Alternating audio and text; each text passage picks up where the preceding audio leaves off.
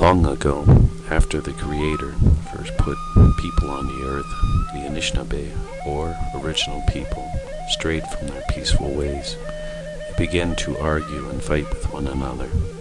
Brother turned against brother, and soon the Anishinabe were killing one another over hunting grounds and other things. Seeing that harmony and respect for all living things no longer existed on earth, the Creator decided to purify the earth. He did this with water. The water came in the form of a great flood. This water fell upon the earth and killed the Anishinabe people and most of the animals as well. Only Nanabush, the central figure in many of the Anishinaabe oral traditions, was able to survive the flood, along with a few animals and birds who managed to swim and fly. Nanabush floated on a huge log searching for land. No land was found as the earth was now covered by the great flood. Nanabush allowed the remaining animals and birds to take turns resting on the log as well. Finally, Nanabush spoke. "I am going to do something," he said. "I am going to swim to the bottom of this water and grab a handful of earth. With this small bit of earth, I believe we can create a new land for us to live on, with the help of the four winds and the Creator." So Nanabush dove into the water and was gone for a long time. Finally he surfaced and told the animals that the water is too deep for him to swim to the bottom. All were silent. The loon spoke up. "I can dive underwater for a long way. That is how I catch my food. I will try to make it to the bottom and return with some earth in my beak." The loon disappeared and was gone for a long time. Surely, thought the others, the loon must have drowned. Then they saw him float to the surface, weak and nearly unconscious. "I couldn't make it. There must be no bottom to this water," he gasped. Then the hell diver came forward and said, "I will try next. Everyone knows I can dive great distances." So the hell diver went under. Again, a very long time passed, and others thought that he had surely drowned. At last he too floated to the surface and was unconscious, and not till he came to could he relate to the others that he too was unable to fetch the earth from the bottom. Many more animals tried, but failed, even the turtle. All failed, and it seemed as though there was no way to get the much-needed earth from the bottom. Then a soft, muffled voice was heard. "I can do it," it spoke softly. At first no one could see who it was that spoke up. Then a little muskrat stepped forward.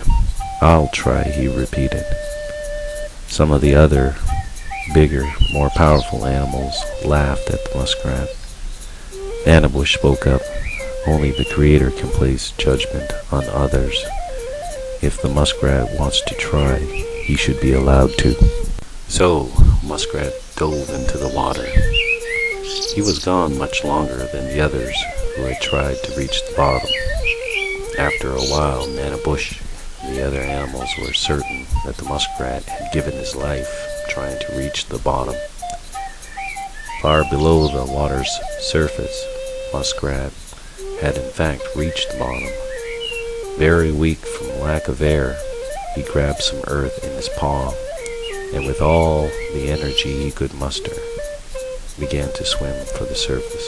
One of the animals spotted Muskrat as he floated to the surface. Nanabush pulled him onto the log. "Brothers and sisters," Nanabush said, "Muskrat went too long without air, and he is dead." A song of mourning and praise was heard across the water as Muskrat's spirit passed on to the spirit world.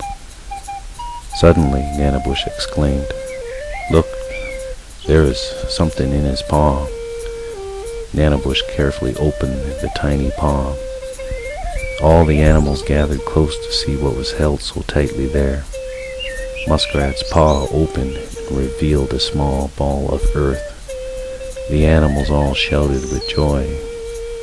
Muskrat sacrificed his life so that life on earth could begin anew.